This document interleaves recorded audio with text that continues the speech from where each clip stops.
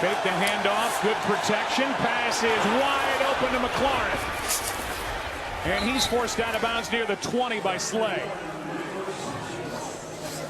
Well, so they help out with the tackles, with protection to try to buy him some time, and then allow McLaurin to get down the field. You see the chip here, and that helps out these guys on the edges. And then you see the pocket, and Heineke hangs in there and reads it out well. He gets to that next level to McLaurin. It's a good job. I really like Terry McLaurin. Liked him for a long time. Bull in 2015. Here's McLaurin looking for blocking. Nice tackle by C.J. Gardner-Johnson, and making this tackle. I mean, there's a lot of big bodies when you catch this pass, and now you're going back into the middle of the field. There's a lot of people there to be able to make a play, but if he gets past him and is able to get north and south, he had a little bit of a wall there where maybe he's just playing really good football. 3rd down and 2. Heineke throws, and the pass is caught for the first down. McLaurin again. Well, anytime they are getting 5 receivers out, then that ball better come out of Heineke's hands fast, and he's able to get a good completion going. If he's your quarterback, you got a chance, and we'll be following what they're able to do with that victory. Heineke, this one just floats out of his hand. Flag is down in the secondary. While the quarterback had the ball in the pocket, illegal contact, defense number 2. It's a 5-yard penalty, automatic first down. It's against Darius Slay, who will travel a lot with Terry McLaurin tonight. You see at the top of this route that Slay kind of sits on it. He's expecting McLaurin to go to the outside, and so he turns his hips. And ghost tight ends do not count against the salary cap. 2nd down and 8. Fake it to Gibson. Good protection. Pass down the middle, takes off. And that's what happened to Heineke in the loss against the Vikings last week. He had Logan Thomas open over the middle in the 4th quarter. Pass sail on him, he gets picked, and then they lose the ball game. Yeah, and he had some balls batted down. Now, what happens is when he has interior pressure, you know, he's 6'1", and a couple more inches makes a difference. And so sometimes when he's throwing over people, he has a tendency for that ball to sail. There was an intermediate defender. He's trying to navigate that guy, but he had an opportunity for a big play. Longest 3rd down of the game, and they convert. McLaurin gets tapped down at the 30 by T.J. Edwards. 14 yards to number 17, who's putting together a nice first half.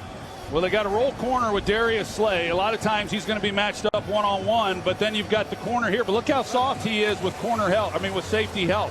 And so he's right at the markers there. He's waiting to jump, but a good call with the slant. And you see that hole right there in that zone, and Heineke's able to get the ball right on him. That was a pretty easy completion. 3rd down and 5. Heineke's got McLaurin. 1st down at the 25. McLaurin found a hole, and Heineke found Terry.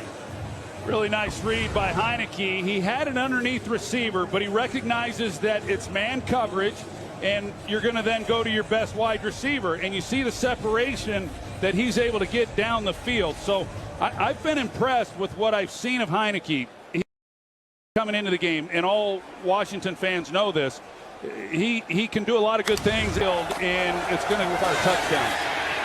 Heineke, end zone shot, McLaurin, incomplete. Out of bounds as that ball ends up on his body as he was bracketed by Gardner-Johnson and Slay. Now this is one that could have been a disaster, because where the safety is, this is a tight fit, trying to get this ball in before C.J. Gardner-Johnson to play. When you're out that wide, it's hard to hit that boundary throw. Is about as good as they could have hoped for. I know he got away with throwing it into triple coverage last week. Yes. Finger.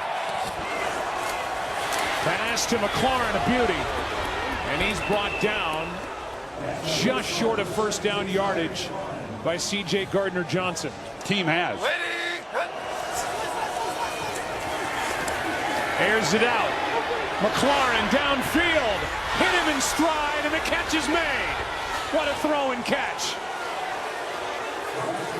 1st down at the 16-yard line. That's about 42 yards through the air. It's just a foot race off the line of scrimmage, and McLaurin gets in behind him. This ball is as good as it can possibly be. And for McLaurin to be able to track that ball down and bring it in.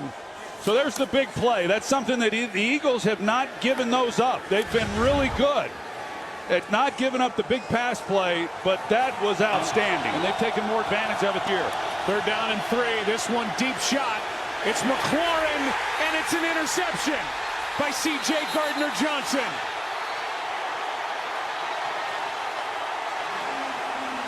Number 6 leading the league.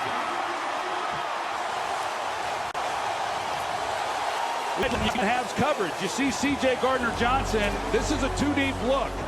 And you've got to do something to hold that safety if you're going to take that shot. And he hasn't either time, and this time it paid off for the Eagles. What a pickup. 6 interceptions, all in his last 5 games. Eagles have it down 2.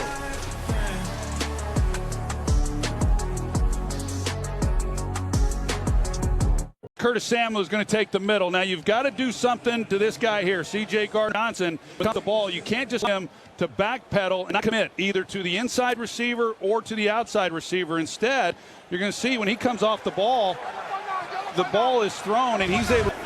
Their perfect season should be the last play. Hurts underneath, and now the laterals. And instead, it's going to be picked up for a touchdown on that lateral by Casey Toohill. And the Commanders have won this game. And Taylor Heineke can celebrate a big road win here in Week 10.